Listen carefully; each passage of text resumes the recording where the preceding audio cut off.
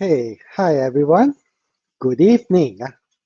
It's Friday again, and this week we have very few webinars, but most of the webinars that today and tomorrow, the two webinars that we are going to conduct will be of very valuable information. So tonight joining us, we have Alice. Hello everyone, good evening. Okay, Alice, I think my sound is actually echoed in your system. So, okay, you have to be careful. But thanks for joining us tonight, Alice. I think we have a very special topic to talk about tonight. Okay, so tonight we are going to explain about the entry process of healthcare travelers, MM2H participants, and students. Okay, three categories. Of course, for MM2H participants, students, actually there are some similarities, and for those who are coming under working visas or other type, I think it will be quite similar as well. So tell us about the healthcare travelers, Alice. Is how long has MHTC has been processing the entry for this type of travelers? Yeah, actually, we have the SOP in place last year, since July 2020. Yeah, so far up to date, up to last month, 31st of May, we have actually processed more than 150 applicants, and most of them have arrived in Malaysia. Some of them still receiving their treatment. Some already completed their treatment and already went back to their country. Okay, so it has been a while, but along the way, SOP, because of the changing situations of the pandemic, as well as the various mutants and new strain of COVID, so SOP may change anytime, right? So before we start, I would like to have a disclaimer. What we present tonight is only accurate as of today. Okay, so maybe next week they'll change it, or maybe there's another strain of COVID that everyone has to quarantine for 21 days or 28 days. We never know. But potentially, maybe because of the vaccine situation, everyone get vaccinated and quarantine measures may be relaxed. So this may change. So just bear in mind that we are hoping for the best. We hope that we'll be able to see our friends in Hong Kong, in Taiwan, in Indonesia sooner rather than later. At least, how long haven't you traveled out from Malaysia? Since 2019, I think my last travel out from Malaysia. End of 2019, if I remember correctly. Yeah. Yes, for me is I remember it's March 2020. So it has been a very good 15 months. Pandemic. Yeah. Yes, and this is the first time in the past decade that I stay put in Malaysia for so long. Okay. More than a year. That's right. Yes. Okay. Without further ado, I'll play a video first. Which Alice has shared with us. So let's see what is the SOP of healthcare travelers in this video.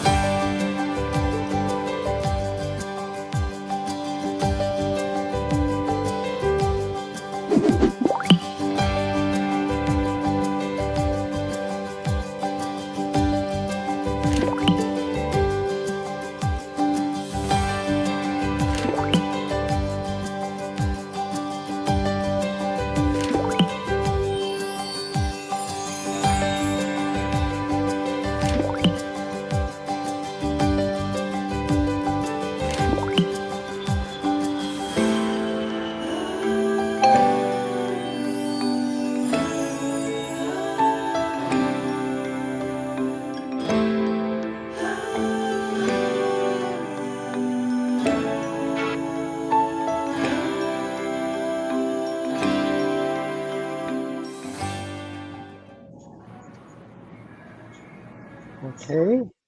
So Alice, okay, I'll bring out your slide now. I think it's Yeah. a good idea to share with them in further details of what the video explained. Yeah. So basically, in the video, if you realize the quarantine period is actually 7 days, but due to the outbreak of the COVID-19 variant, the latest isolation period for healthcare travelers is now 14 days instead of 7 days, set by the National Security Council Malaysia. So once the patient arrive in the airport, our team in the airport will go basically will wait them at the aero bridge. Once they come up from the plane, they will see our staff. So they will actually being escort all the way for immigration clearance and until the transport is here. So basically, this is the isolation period for the healthcare travelers. So before they arrive, they will have to do a PCR test 3 days before they arrive, and then if it's negative, then they can travel here. And day one, once they arrive in the hospital, day one, they will have to do another test, and then third test on day 10. So if the tests are all negative, patient can fly home upon completion of their treatment. So this is subject to the latest SOP by their home country. Yeah. So on the next slide, we will actually mention. Okay. Yeah. Before we move on to the next slide, I would like to ask Alice this question first. Because Mm. a lot of our friends, they always ask, how is this 3 days validity of PCR test counted?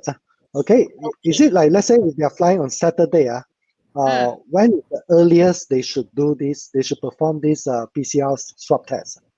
Okay, these 3 days is actually from the sampling or sampling day. So if let's say you are traveling on Saturday, so you need to do your test on Wednesday. So Wednesday to Thursday is 1 day, Thursday to Friday is 2 days, Friday to Saturday is 3 days. Yeah. Okay, So this is the so way they for, count it. Yeah. okay, so for the, let's say they arrive on Saturday, does it mean that 2 weeks later on Saturday itself, they are off from the quarantine? So if they arrive Saturday, it should be Friday. Yeah, should be Friday, Friday. okay, Yeah, should be yep, Friday. Yeah. If okay, so the Friday. test is negative, yeah. I see. Okay, but altogether there are 3 swab tests that they have to do, right? Correct, correct. Hmm. Okay, thanks. Okay, let me bring to the next slide first. Yep. Okay. So since last year, the opening of the borders for healthcare travelers, it was actually divided into 3 phases. So phase one is for those critical patients, more or those who have serious illness. So let's say they might need to travel by medical evacuation cases via air ambulance. For those critical patients who require intensive care. For those patients who are with serious health problem, but they do not need or do not require to travel via air ambulance, they can actually travel via charter flight or private jet. So this SOP uh, then updated to include also others chartered transport, including sea. So this is like chartered ferry for our neighboring country. Okay. So the next phase. So the chart, perhaps I just elaborate a bit further. By Hmm, chartered flight means that the whole flight itself are only catering for healthcare travelers, right? correct, correct, correct. So So it, or you yep, can actually share a flight with, let's say, Malaysia returnee, for example. But I that see, flight will have to be capped at the maximum 50% of the capacity. I see. How about normal commercial flights? Are they allowed? Commercial flight is actually fall under phase two. So we actually started off with only allowing only 6 green zone country. Started July last year, and then started October last year. We allowed all the country which are not in the 23 countries banned from entering Malaysia announced by our government. So patients who are coming from the banned countries, they would need to travel by the chartered transport, except for India, Sri Lanka, Bangladesh, Nepal, and Pakistan. I see. Yep. Okay. So these are the three phases. So of course, right, phase 3 will be travel ban has been lifted. So right now we are at phase 2. So in line with the announcement of full movement control order in Malaysia from 1st to 14th of June. So MHTC will still process the applications for healthcare travelers. However, the approval letter will only be issued after the movement control order. Yeah, provided we have obtained the approval from the immigration department. Okay. Okay. So we hope that phase 3 can be done sometime this year. This is what everyone hope for, right? Yeah, this is what everyone hoping for, including Yeah. myself. Yes. So by that time, I think the other type of tourists will be able to join in as well. Yeah. Okay. So these are the hospital who are accepting our healthcare travelers.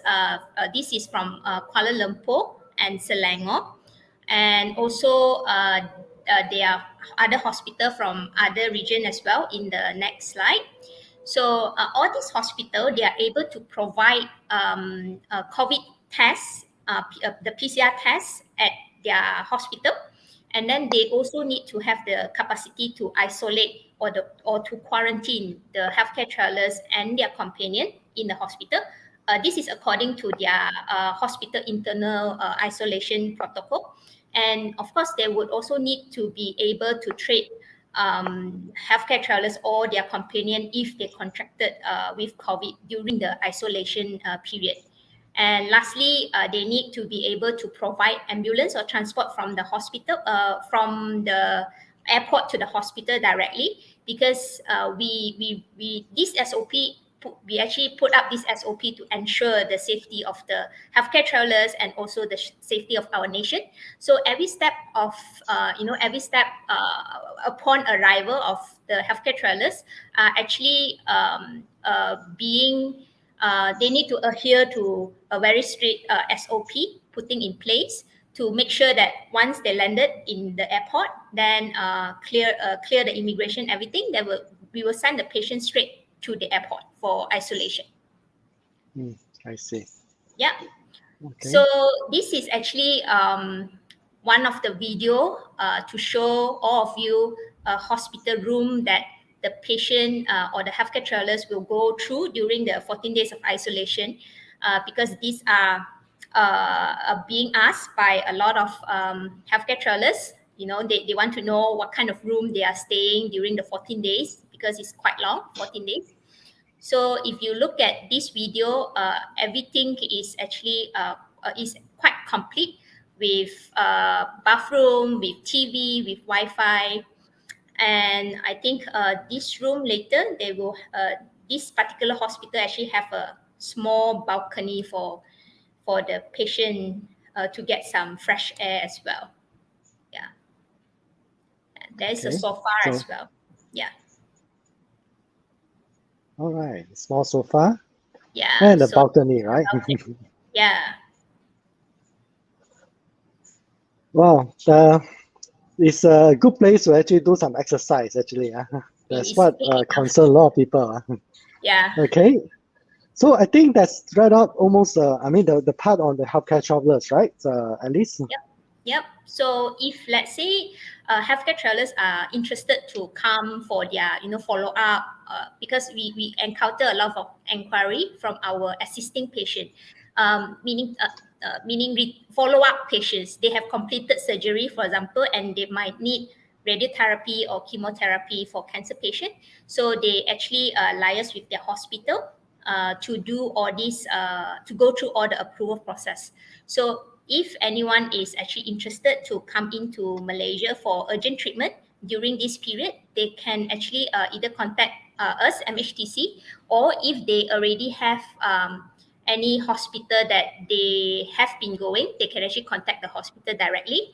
We will actually assist them to go through the process. Okay. Then let me continue with other types of travelers now.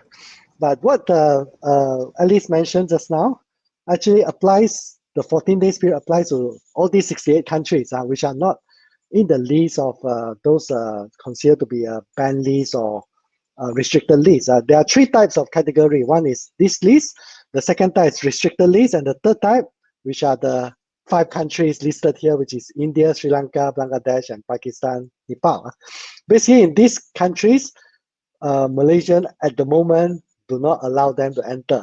Okay, and if there are certain countries which with a stronger mutant strain, then potentially there may be additional countries listed here. But on top of this list, there are also other countries such as Brazil and others. I believe that was under restricted list. But that one's, but mainly they can still come in at the moment. Is that right? This is what we found out. But in any case, the whole process of getting an approval to come to Malaysia for Malaysia My Second Home participants, there are altogether about 11 steps. First of all, you need to find out whether the countries has any travel restrictions before you send in the applications. But when you want to send in the application as of here, okay, what you should do is that you go to the website. Okay, this is the website. Let me see. Okay, this is a website. Okay, this website is mtp.imi.gov.my, and then you should actually go inside here and select which category that you belong to. Okay, so for example, Malaysia My Second Home is listed here. Healthcare travelers are not listed here because you have to go direct to Alice to help Malaysia Healthcare Travel Council, right? Alice? Go to the hospital. Hospital will go to will come to us. Yeah. Okay, so it's not under this arrangement. They have a special road to apply for the approval to come in. But even Malaysians or spouses of Malaysians, children's dependents are all coming under this category. They have to apply to come into Malaysia or to leave Malaysia in certain cases. Okay, for Malaysia, it's mainly to leave Malaysia. PCA is the green bubble arrangement that we have with Singapore. But the important thing is, of course, Malaysia My Second Home as of today. If you want to find out about the rest, you can go in and actually explore. There are certain informations inside here about the application process, what you need to do. Basically, it's a bit similar in terms of the COVID test, 3 times. The first one, 3 days before departure, and you need to make sure that you get the result before you board the flight. Okay, if you find a lab that could not process the result within 3 days, change to another lab that can. Okay, you must definitely get a result within 3 days. And if you actually, let's say your flight is on Saturday, you only do it on Thursday, then you definitely need the result on Friday or Saturday before the flight itself. Okay, because you need to show it to the airline before you're allowed to board. Okay, so that is a requirement. Yeah, just to so add once you to add as well, for the PCR test, right, before they arrive, when they do it in their home country, for healthcare travelers, they need to go to the recognized labs. So like, for example, Hong Kong, they will have to go to the recognized labs under their Ministry of Health. And then I think each country, they would have their own recognized labs as well. So if you would want to find out whether the labs that you plan to go is recognized, do check with your hospital, so they would be able to verify that as well. Yeah. Okay. So then you have to fill in all these details. Okay, for example, MM2H, then you have to say the travel purpose. Okay, you have nobody to take care of the house is one of the reason, or you're coming for schooling, study, or other reason. If it's other reason, you need to, no matter what, you need to write something here to describe why is the reason you want to come back to Malaysia. But most of the cases with valid reasons, you'll be allowed.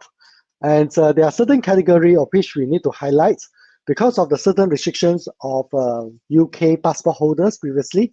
So we encounter issues of British passport holders or BNO passport holders from Hong Kong trying to come back to Malaysia and was rejected in the initial application. So for this type of case, list out all the issues, especially that you need to show proof that you are all the time in Hong Kong. Okay, you never travel to high-risk countries. So if you have enough proof, there is a good chance that you may be approved. But all these are subjected to immigration's final authority, whether they perceive this as high risk or low risk. Okay, so all the information must be put in, including all the supporting documents, submit it, and if you really encounter some problem in getting in, you can contact us, of which we will be in touch with immigrations to find out what's the reason and advise you what to do for the next step. Okay, so this is My Travel Pass, which is the official gateway for anyone who wants to come into Malaysia except health travelers. Okay, everyone is required to apply it through this gateway to enter Malaysia. So I'll come back to the slide now. Okay, so this obtained approval. Sometimes the whole process may take 2 weeks or even up to 3 weeks. Okay, for certain cases, you may need to try to apply it a few months in advance, especially like, let's say you are UK passport holders, British passport holders, or BNO passport holders, are trying to apply it as early as possible. Then when you get the approval, okay, then only you buy the flight tickets. Okay, you may book it, but you should not pay for it yet until you get the approval. So there are certain category of our flight clients or friends who book the ticket afterwards. Then what happened? They receive a news from airlines that the flight was cancelled. Okay, for certain reason, because nowadays the flights are there are not that many people who travel through air at the moment. So maybe airlines may cancel the flight through their own commercial reasons. So if that's the case, you can still change the ticket. Okay, but you need to inform usually that you have changed the time that you're coming in and things like that. Okay, so just if you could not submit again, you can actually send an email to the respective department in the immigration just to let them know that the travel plan has changed. So a lot of time is not within your control. Okay, but once you have the flight ticket and it's confirmed going, then you need to pay for the quarantine and COVID test. Okay, in Malaysia, and this will be done through a very special another website called My Safe Travel. Okay, which is under this URL. Okay. Anyone who need it can actually text us or please send us a message, then we'll put in the detail. Okay, this is, I have actually created an account. I won't teach you how to actually register for it, but there are 3 categories. Land, okay, perhaps you are coming in from Thailand, Brunei or Singapore, then it's by land. By air will be, of course, coming to Kuala Lumpur International Airport at the moment, or you can also transit through Singapore Changi Airport and fly into Penang or fly to Sarawak or Sabah. So there are different type of airports that's available here. You can see that Penang will be by Lepas. Okay, that's Kuala Lumpur, Kota Kinabalu, and Sultan Azlan Shah, which is Subang, which is in Kuala Lumpur as well. So 3 states at the moment that allow international flights, which is Penang, Kuala Lumpur, and Sabah. Okay, so at the moment I choose Kuala Lumpur. Okay, put in number of packs because you have to pay for each person's PCR test as well as this what do you call that quarantine costs. Okay, but this is not applicable for healthcare travelers. Okay, how does healthcare travelers pay for the PCR test in Malaysia, Alice? Okay, normally it will include in the isolation package by the hospital, or because they don't pay before they come, so they will just sign a letter of undertaking, like saying that they will adhere to whatever SOP, or that. Then after that, once they arrive, once they check in to the hospital, so then they will actually pay at the hospital. So it's either when they first arrive, they paid deposit and then they clear the balance upon discharge, or they just pay the full payment, and then if anything extra, then they will have to top up upon completion of their isolation. Yeah. Okay, so I have already keyed in some details previously. Okay, so if you know the flight's detail, you should put it in, and the time, arrival time, is for better planning. Okay, so over here, you will choose your countries where you are coming from. I've chose Hong Kong here, but just to give you a bit of an idea, if you choose India, okay, it's 21 days. So there are certain countries which require 21 days, but I should tell you, you should not choose India, because if you choose India, you cannot come into Malaysia. Okay, so Hong Kong is allowed. Then I put not a real name, of course, and the nationality being Hong Kongers. Okay, the actual passport. Okay, then I put some detail which are not real, even passport numbers, all this. But I can tell you, you must put the real passport number, your actual one. Why? Because if you do not put the real one when you're trying to submit, the system will not be able to locate the approval that previously you have secured through Immigration of Malaysia. Okay, without the approval, you will not be able to go to the next step.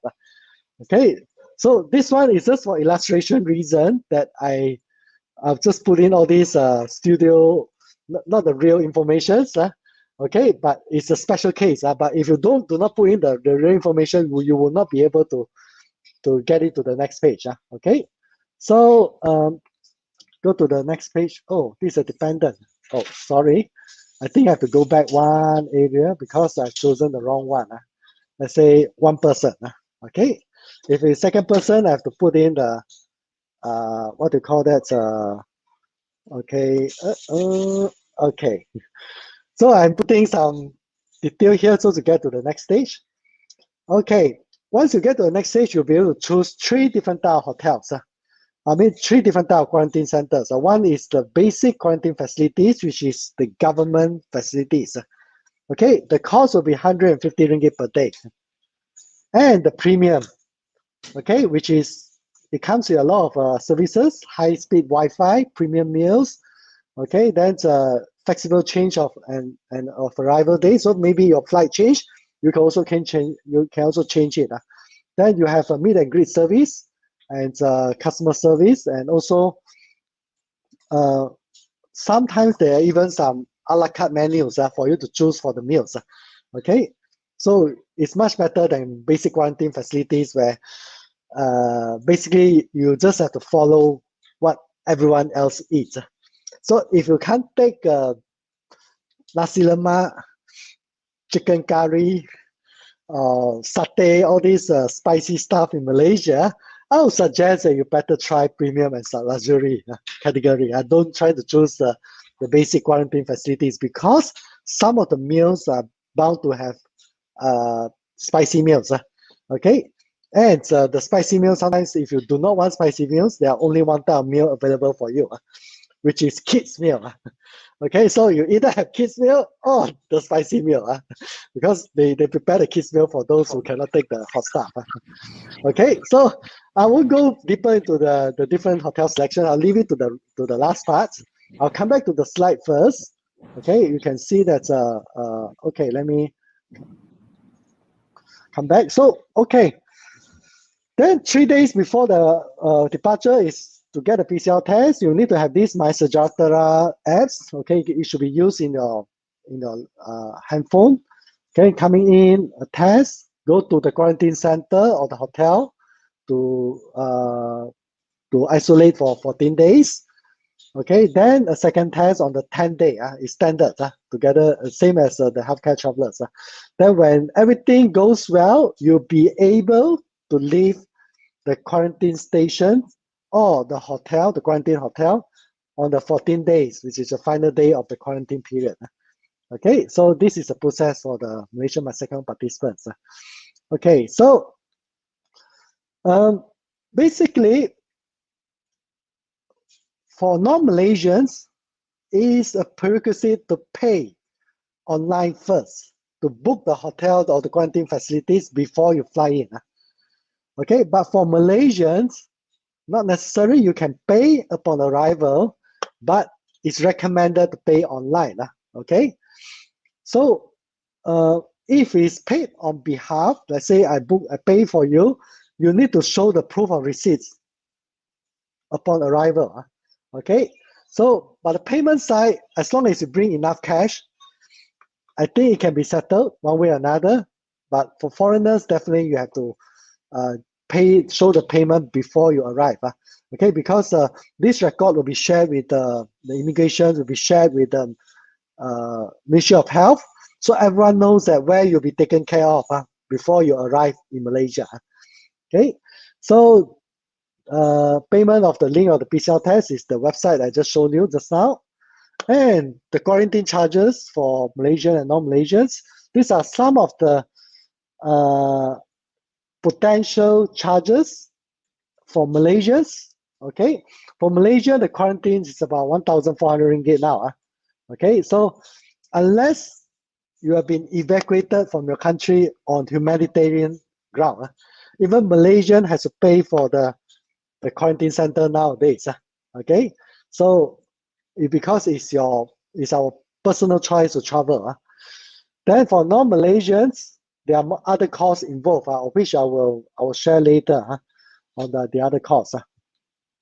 For students, there are two parts. Okay, one is new students and one is existing students. For those existing students, first of all, you need to make sure that you have the visa that's still valid. Or if it's not valid, you also have to show that when is the expiry of the last visa. Then you inform the school or the universities on when you want to come in, and they will help you to process to get an approval from Ministry of Education through Education Malaysia. Once you get the approval from Ministry of Education, then only you can apply for My Travel Pass, okay, which is the immigration's website that I showed you just now. And the rest of the category, the process will be similar to what Malaysia My Second Home participants will need to go through. And for new students, you need to have one additional step, which is to apply for a new visa approval letter, okay, prior to arriving in Malaysia. Okay, this is of course done through Ministry of Education as well. So with the visa approval letter, without the visa, then you can fly in and go through the same process at the same. Okay, so first of all, let me show you this. For foreigners, I would suggest you either choose the premium or the luxury format. Okay, so you can actually, let's say the premium, what choices you have in Kuala Lumpur. There are Swiss Garden, Impiana, these two. Okay, the cost is 377 to 339. And Impiana actually is very interesting because you can rent gym equipments in the room and coffee machines, or they even provide you with daily tea time and premium ice cream to keep you fat in the room. Okay, so this is very near to KLCC. Okay, so well, you'll be pampered. Okay, but if it's not Impiana, if you want something even more luxurious, there's another category called the luxury range, and the cost is from 632 ringgit onwards. You have the Grand Millennium, Impiana is inside here. There are actually a few other hotels, maybe they are fully booked. It's not shown here. One of them is Sunway Hotel. Another one is Sama Sama. Okay, this is the hotel in Kuala Lumpur. But what about hotels in Penang? Okay, so hotels in Penang, I will show you this. Hang on. Okay. One good hotel that a lot of my clients, a lot of my friends have visited is actually this, the Flamingo by the beach in Penang. Okay, so this is one of the quarantine hotel in Penang. It is by the beach. So just to show you, this is one of my business associates who just came back. It's only one person quarantine, but there are two beds. Okay, so maybe you can choose which one to sleep on the night itself. But the good thing about this room is that it's not just a hotel room. Okay, it has its own dining area, its own living area, and a balcony, and what you got bedroom by itself. It's one bedroom. It's almost a one bedroom apartment. Okay, so it has a very good view myself and facilities, and it's actually I haven't shown here. They even have a pantry by itself. Okay, a kitchenette. So this one is actually the view that you can see from the bedroom itself. So bedroom also has a small balcony by itself. So it has a lot of facilities and a lot of wardrobes that you can place all the luggage inside. And the view itself is spectacular. Okay, spectacular. And you have a sea view in the front. By the way, this building at the of which you're able to see is actually Dalat International Schools. Okay, also by the sea. So you can see that how pampered we are in Penang. So the school has a very good sea view. The quarantine hotel has a very good sea view and a balcony for you to exercise. But on the other, if you don't like to look at the sea, go and take a look at the other side, which are the hill view. Okay, so you have the hill and the sea, Yao San, Yao Shui. Okay, so this is what the Penang's quarantine hotel is about. And because they have a small kitchen, so my client actually last year came in and find that the taste of the food prepared by the hotel is not up to their satisfaction. So I would suggest that when you're planning for this type of quarantine hotel, okay, no matter what type of ice cream they provide or what type of tea time snack they provide, it's better that you have some ingredients that you prepare and get it sent to your hotel room. And there are special procedure to send all these things to your room. Usually, I think it's before 4 o'clock in the afternoon. There is only a very limited window of time that deliveries are allowed to the lobby. Okay, you won't get it immediately. It's sent to the lobby. Then, when they are delivering the dinner, they will send all the things to you. Okay, so these are what I sent to the clients or my friends to prepare them for the next 14 days. They can cook their own porridge or rice. There are some fresh vegetables, fruits, eggs, and instant noodles.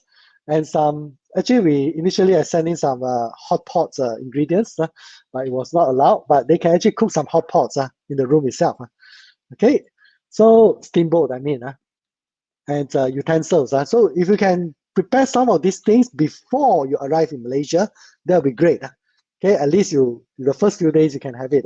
But if you need some fresh ingredients, let us know. If we feel that we're definitely happy to provide you if you are able to do so. Okay, so these are mainly what we are sharing tonight. And I think we are running late as well, 10 minutes later than 9 o'clock. So Alice, are you prepared to start the promotion in different part of the world now? Well, fairly soon, Yeah, we are all ready. So yeah. even like the borders are closed right now, we are still conducting a lot of engagement Mm, activities like the webinar that we are having right now. mm, So really hope to see all of you in physical soon yeah, without a mask, hopefully. Yeah. yes. But what I foresee is that even after we are vaccinated, there is still a chance that after the traveling from one country to another, that coming to Malaysia, certain number of days of quarantine may still be required, just to make sure that it's low risk or Minimize the risk. Yeah. minimize the risk. That's right, especially Yeah. with the changing strains.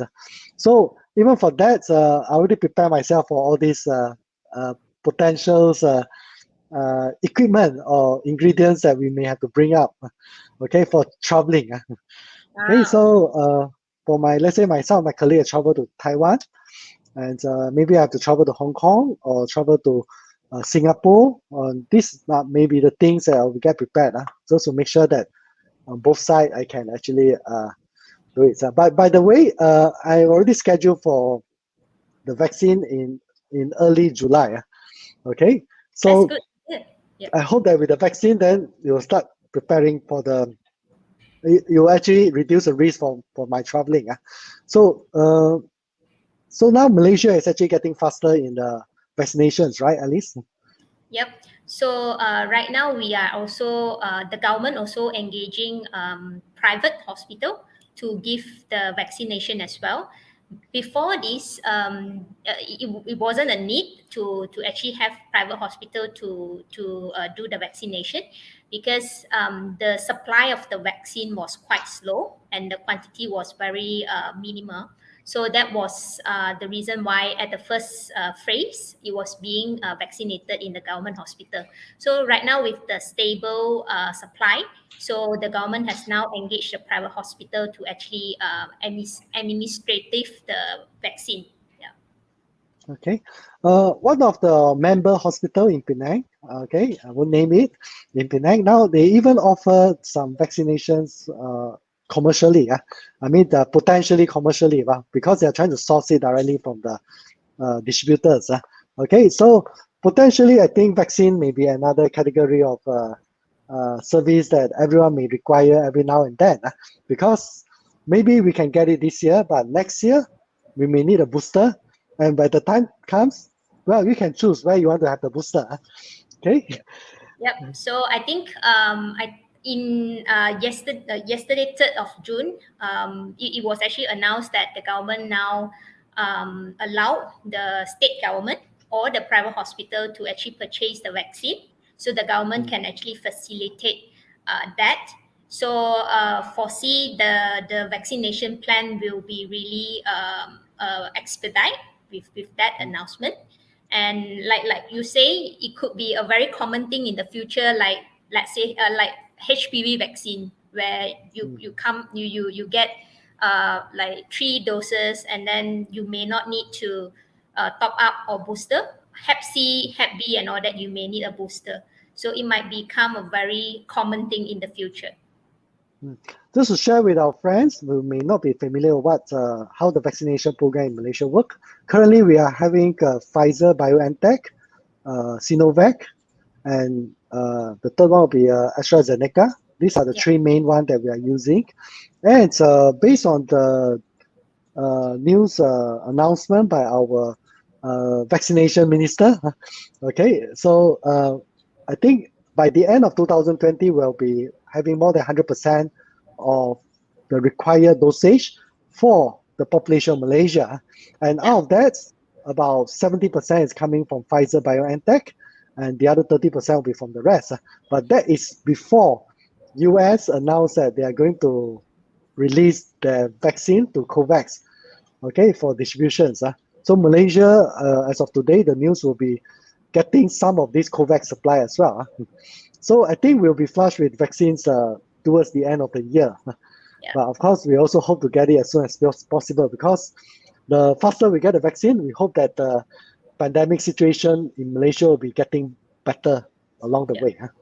Okay, so thanks a lot, Alice. I think it has been a very informative sessions for me as well. Then in the end, at the end, I would like to actually say the same greetings to everyone, which is stay home and stay safe and stay healthy. Okay, so hope that by doing that, we can actually travel sooner rather than later. Okay, I'll hope to see you in Malaysia soon. Okay, see you everyone. Thank Bye-bye. you. Bye. Have a good weekend.